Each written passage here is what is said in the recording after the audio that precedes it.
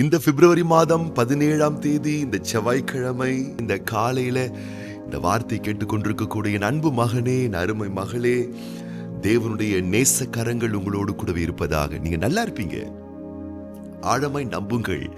ஆண்டவர் இன்றைக்கு உங்களை ஆசீர்வாதமாய் நடத்த போகின்றார். தேவனுடைய நலமான கரங்கள் உங்களை பலப்படுத்த போகின்றது. அவர் உங்களை வர்த்திக்க செய்து வாழ்ந்திருக்க செய்ய போகின்றார். கர்த்தருடைய காருண்யம் என்னும் கிருபை இந்த காலையிலே புதியதாய் உதயமாயிருக்கின்றது. என் அன்பு பிள்ளைகளே, நேற்றைய தினத்திலே அவர் தந்த கிருபை அல்ல, போன வாரம், போன மாசம், போன வருஷத்துல கொடுத்த கிருபை இல்லை. இன்னைக்கு காலையில ஃப்ரெஷ்ஷா புதிய கிரேஸ் வந்திருக்கு, புதிய கிருபை வந்திருக்கு. அது புதிய புதிய நன்மைகளை உங்கள் வாழ்வில் வர்ஷிக்க செய்ய போகிறது. புதிய புதிய வளன்களை, நலன்களை, சம்பூர்ணங்களை வாரி வழங்க போகின்றது. ஊக்கம் கொள்ளுங்கள், உற்சாகம் கொள்ளுங்கள். நீங்கள் வாழ்ந்து சுகமாய் இருப்பதற்கான அனைத்து ஆசீர்வாதங்களை ஆண்டவர் உங்களுக்கு சம்பூர்ணமாய் வருஷிக்க செய்வார். உங்கள் இருதயம் பயப்பட வேண்டாம், உங்கள் மனம் கலங்க வேண்டாம். தேவாதி தேவனை நம்புங்கள். அவர் உங்களுக்கு சகல ரகமான பலத்தை நிறைவாய் இந்த நாளில் தரப்போகிறார். நீங்க நல்லா இருப்பீங்க, நல்லா இருப்பீங்க, ரொம்ப ரொம்ப நல்லா இருப்பீங்க. உபாகமத்தின் புஸ்தகம் 4ஆம் அதிகாரம் 31ஆம் வசனம் சொல்லுகிறது, உன் தேவனாகிய கர்த்தர் இரக்கமுள்ள தேவனாய் இருக்கிறபடியால் அவர் உன்னை கைவிடவும் மாட்டார், உன்னை அழிக்கவும் மாட்டார். உன் பிதாக்களுக்கு தாம் ஆணையிட்டு கொடுத்த உடன்படிக்கையை மறக்கவும் மாட்டார். எவ்வளவு நல்ல தெய்வத்தை நீங்க பெற்றிருக்கீங்க. நீங்க நல்லா இருப்பீங்க, நல்லா இருப்பீங்க, ரொம்ப ரொம்ப நல்லா இருப்பீங்க. கர்த்தருடைய பிள்ளைகளே, எப்படிப்பட்ட தேவனை நீங்கள் ஆராதிக்கிறீர்கள் பாருங்கள். வசனம் இவ்வண்ணமாய் சொல்லுகிறது, அவர் உன்னை கைவிடவும் மாட்டார், அவர் உன்னை அழிக்கவும் மாட்டார். அவர் உனக்கு ஆணையிட்டு கொடுத்த உடன்படிக்கையை மறக்க மாட்டார். உன்னை கைவிட மாட்டார், உன்னை மறக்க மாட்டார், உன்னை அழிக்க மாட்டார். எவ்வளவு பெரிய காருண்யம் பாருங்க அவர் உங்க மேல வச்சிருக்கிறாரு. வேற என்னங்க வேணும்?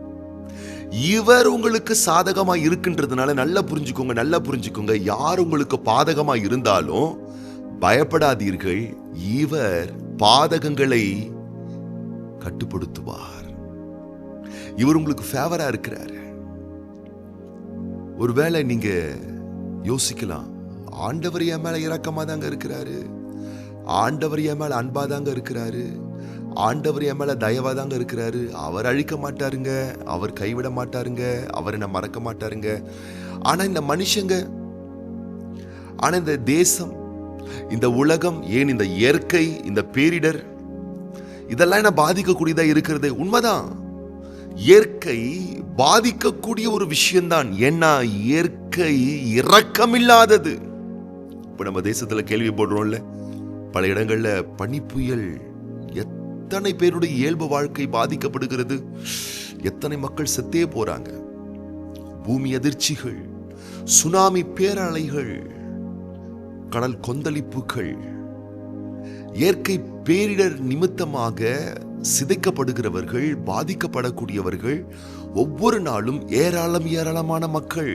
உண்மைதான், இயற்கை கருணை காட்டாது, இரக்கம் இல்லாதது. ஆனா ஒன்னு மட்டும் நீங்க நல்லா நம்பணும், என்னன்னா அந்த இயற்கை கூட மனுஷனுக்கு பயப்படாம இருக்கலாம், ஆனா கடவுளுக்கு அது பயந்துதான் ஆகும். இரக்கமே இல்லாத இயற்கை கூட ஆண்டவர் சொல்லுகிற அவருடைய வார்த்தைக்கு கட்டுப்பட்டே ஆகும். ஆம், 148ஆம் சங்கீதம் 8ஆம் வசனம் இவ்வண்ணமாய் சொல்லுகிறது, அக்கினியே, கல்மழையே, உறைந்த மழையே, மூடு பனியே, அவர் சொற்படி செய்யும் பெருங்காற்றே. பாருங்களேன், இதெல்லாம் இயற்கை. அக்கினி, கல்மழை, உறைந்த மழை, மூடு பனி, பெரும் காற்று, இதெல்லாம் இயற்கை. இது இரக்கமில்லாதது, மனிதனை அழிக்கக்கூடியது. ஆனா நல்லா கவனிங்க, வசனம் சொல்லுது, அது கூட ஆண்டவருடைய சொல்ல கேட்குமா? இறையாதே, அமைதலா இரு என்று சொன்னால் அமைதியாயிடுங்க, சுப்புன்னு ஆயிடுங்க.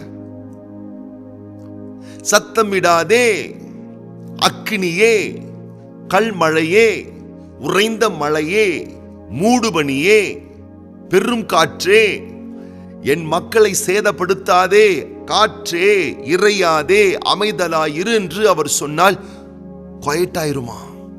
அப்புறம் நீங்க பயப்படுறீங்க? இயற்கையோ செயற்கையோ, இயற்கையின் விபரீதங்களோ பேரிடர்களோ, கர்த்தர் உங்கள் பட்சத்தில் இருக்கின்றபடினால் உங்களுக்கு எதிராக இருக்கக்கூடியவர்கள் யார்? துணிவு கொள்ளுங்கள், தைரியம் கொள்ளுங்கள். இந்த காலை வேளையிலே எந்த மோசமான விஷயமா இருந்தாலும் அது உங்களை பாதிக்க முடியாது. ஆண்டவர் அதை கட்டுப்படுத்த வல்லவராய் இருக்கிறார். நம்புங்கள். அவரை மிஞ்சி ஏதும் உங்களை அணுகிவிட முடியாது. ஏனென்றால் கடவாதிருக்கும் எல்லையை அவர் ஏற்படுத்தி வைத்திருக்கிறார். எந்த தீமையும் ஓவர் கம் பண்ண முடியாது. ஒரு பவுண்டரியை போட்டு வச்சிருக்கிறார். உங்களுக்கு, உங்க பிள்ளைங்களுக்கு, உங்க வீட்டுக்கு ஒரு எல்லையை போட்டு வச்சிருக்கிறார். யோபுவையும் அவனுடைய வீட்டையும் வேலி அடைத்து பாதுகாத்த தகப்பன் உங்களையும் உங்கள் வீட்டையும் உங்கள் பிள்ளைகளையும் உங்களுடைய பொருளாதாரங்களையும் ஆண்டவர் வேலி அடைத்து பாதுகாக்க வல்லவராய் இருக்கிறார். பயப்படாதிருங்கள். இந்த காலையிலே செய்ய வேண்டிய காரிய கடமைகளை நிறைவாய் செய்து முடியுங்கள். ஆண்டவருடைய இரக்கங்கள் உங்களோடு கூடவே இருக்கிறது. அப்போ ஒரு விஷயத்தை நீங்க நல்லா புரிஞ்சுக்கணும். என்னன்னா, நல்லா கவனிங்க. இரக்கமே இல்லாத இயற்கையும் மற்ற செயற்கையும் ஆண்டவருக்கு கட்டுப்படும். அப்ப நீங்க உங்க லைஃப்ல நிறைய இரக்கத்தை பெற்றுக்கொள்ளணும். அப்படிப்பட்ட இரக்கத்தை நீங்க பெற்றுக்கொள்ளணும்னா, மத்தேயு சுவிசேஷ புஸ்தகம் 5ஆம் அதிகாரம் 7ஆம் வசனம் சொல்லுகிறது, இரக்கமுள்ளவர்கள் பாக்கியவான்கள், அவர்கள் இரக்கம் பெறுவார்கள். இரக்கமா இருங்க. யார் மூலம் உங்களுக்கு ஒரு தொந்தரவும் வரக்கூடாது, ஒரு கேடும் வரக்கூடாது. ஏற்க உங்களை பாதிக்கக்கூடாது, செயற்க உங்களை பாதிக்கக்கூடாது, எதிர்க்கக்கூடிய மனிதர்கள் உங்களை பாதிக்கக்கூடாதுன்னா ஒன்றை மட்டும், ஒரு குணத்தை மட்டும் நிறைய வளர்த்துக்கோங்க. இரக்கம் உள்ளவங்களா இருங்க. நீங்க நிறைய இரக்கத்தை பெறுவீங்க. எந்த தீங்கும் உங்களை அணுகாது. நான் சில இடத்துல சபையில் சொல்வது உண்டு, நிறைய பேருக்கு பாவம் பாருங்க, நீங்க பாவமே பண்ண மாட்டீங்க. ஆமா, கருணையா இருங்க, தயவா இருங்க, இரக்கமா இருங்க, காருண்யமா இருங்க, கனிவா இருங்க, அன்பா இருங்க. ரிட்டர்ன்ஸ் அப்படியே உங்களுக்கு திரும்பி வரும். உங்களுக்கு இரக்கம் நிறைய வரும், தயவு நிறைய வரும், கருணை நிறைய வரும். நீங்கள் ஆசீர்வதிக்கப்படுவீர்கள். இந்த நாள் உங்களுக்கு இன்ப நாளாய், இனிமையான நாளாய், சந்தோஷமான நாளாய், மகிழ்ச்சியான நாளாய் இருக்க போகின்றது. ஆகவே இன்றைக்கு நீங்கள் சந்திக்கக்கூடிய எல்லாரிடத்திலும் இரக்கமாயிருங்க, அன்பாயிருங்க, கனிவாயிருங்க, கருணையாயிருங்க. ஆண்டவருடைய பேரன்பை எல்லாருக்கும் நீங்க காண்பீங்க. பதிலை, அந்த அன்பை, கருணையை, இரக்கத்தை, பாசத்தை, நேசத்தை நீங்கள் நிறைய நிறைய நிறைய நிறைய உங்க லைஃப்ல பெற்றுக்கொண்டே இருப்பீங்க. ஆண்டவர் சம்பூர்ணமான ஆசீர்வாத பலன்களை உங்கள் வாழ்வில் வர்ஷிக்க பண்ணுவார். ஆகவே பயம் வேண்டாம். படைத்த தேவன் உங்கள் பக்க பலமாய், பக்க துணையாய் இருக்கின்றபடியினால் இன்றைக்கு நீங்கள் ஜெயிப்பீர்கள், வெற்றி எடுப்பீர்கள். மேன்மையான ஆசீர்வாதங்கள் உங்கள் வாழ்வில் சம்பூர்ணமாக உண்டாகும். இந்த நாள் உங்களுடைய வெற்றி வாழ்வுக்காக நான் ஜெபிக்க போகின்றேன். நாம் சேர்ந்து கண்களை மூடி நாம ஜெபம் பண்ண போறோம். கர்த்தர் இன்னைக்கு உங்கள் லைஃப்ல பெரிய காரியத்தை செய்ய போகின்றார். அது போலவே இன்னைக்கு இந்த பிப்ரவரி மாதம் 17ஆம் தேதி செவ்வாய்க்கிழமை பிறந்தநாள் காண்கின்ற அன்பு பிள்ளைகள் நிதின் சாலமன் மற்றும் தயானந்த், இவங்க இன்னைக்கு பிறந்தநாள் காண்கின்றாங்க. அது போலவே இன்னைக்கு திருமண நாள் காணக்கூடிய நம்முடைய அன்பு சகோதரர் டி தென்றல் அரசன், சிஸ்டர் டி எப்சி தம்பதியார். அது போலவே இன்னைக்கு திருமண நாள் காண்கின்ற அன்பு சகோதரர் உதயகுமார், சிஸ்டர் மேக்ஸிலா தம்பதியார். அன்பு சகோதரர் M Samrajan, sister Eswari Esther தம்பதியார். அன்பு சகோதரர் AS Muralidharan, sister M Anandhi தம்பதியார் இன்னைக்கு திருமண நாள் காண இருக்கிறாங்க. இவங்களுக்காக நம்ம ஜெபம் பண்ண போறோம். கண்களை மூடி நம்ம ஜெபம் பண்ணலாமா? பரலோக தகப்பனே, இந்த பிப்ரவரி மாதம் 17ஆம் தேதி செவ்வாய்க்கிழமை இந்த காலையில இந்த வார்த்தையை கேட்டுக்கொண்டிருக்கக்கூடிய ஒவ்வொரு பிள்ளைகள் மேல் உடைய தயவு மிகுந்த இரக்கமுள்ள கரத்தை வைத்து தொட்டு நிறுத்தாமை ஆசீர்வதிப்பீராக.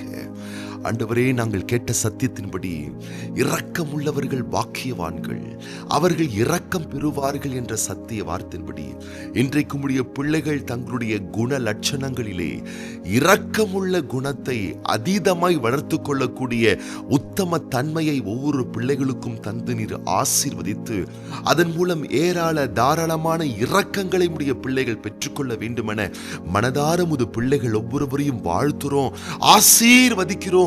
இன்றைக்கும் உடைய பிள்ளைகளுடைய நல்வாழ்வு சிறக்க செழிக்க மேன்மையடையும்படி கர்த்தருடைய நாமத்தினாலே வாழ்த்தி ஆசீர்வதித்து ஜெபிக்கின்றோம் ஐயா. இன்னைக்கும் பிறந்த நாட்கள் காண்கின்ற, திருமண ஆண்டுகள் காண்கின்ற ஒவ்வொரு பிள்ளைகளுக்காக நாங்கள் வேண்டிக் கொள்கின்றோம். ஆண்டுகளை வருடங்களை நன்மைகளால் முடிசூட்டுகிற தெய்வம், அன்பான பிள்ளைகளுக்கு நீர் தந்திருக்கக்கூடிய ஆண்டையும் வருடத்தையும் சகல ரகமான நன்மைகளால் முடிசூட்டி வாழ்நாளெல்லாம் உடைய பிள்ளைகள் களி கூர்ந்து மகிழ்ந்திருக்கும்படி கர்த்தர் செய்து உம்முடைய வருகை வரும் மட்டும் இதுபோல் இன்னும் அநேக சந்தோஷமான, மகிழ்ச்சியான, ஆனந்தமான, மங்களகரமான ஆண்டுகளை உம்முடைய பிள்ளைகள் காண வேண்டும் என நாங்கள் வாழ்த்துகிறோம், ஆசீர்வதிக்கிறோம், திருக்கரத்தில் ஒப்புக் கொடுக்கிறோம். ஆண்டவர் இயேசு கிறிஸ்துவின் ஆசீர்வதிக்கப்பட்ட நாமத்தினாலே வாழ்த்தி ஜெபிக்கிறோம் எங்கள் நல்ல பிதாவே, ஆமேன். நீங்க இன்னைக்கு ரொம்ப நல்லா இருப்பீங்க.